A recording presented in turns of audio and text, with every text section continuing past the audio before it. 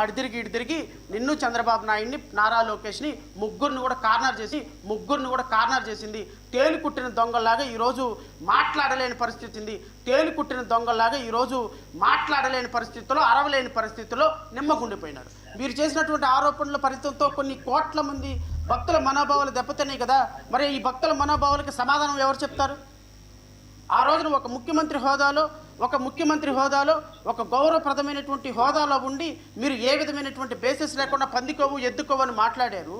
దాన్ని అందుకొని ఈ సనాతన ధర్మాధికారి వెళ్ళిపోయి ధర్నా దీక్షలు, వెళ్ళిపోయి ప్రాయశ్చిత్త దీక్షలు, ఉపవాస దీక్షలు, లేకపోతే తిరుమల తిరుపతి దేవస్థానంలోకి వెళ్ళిపోయి ఇష్టం వచ్చినట్టు మాట్లాడినటువంటి సందర్భంలో కొన్ని కోట్ల మంది మనోభావాలు హిందువుల మనోభావాలే కాదండి, రాష్ట్రంలో దేశంలో ఉన్న ప్రపంచవ్యాప్తంగా ఉన్నటువంటి తిరుమలేశుడి యొక్క భక్తుల యొక్క మనోభావాలు దెబ్బతింటే ఇది హిందూ ధర్మమా?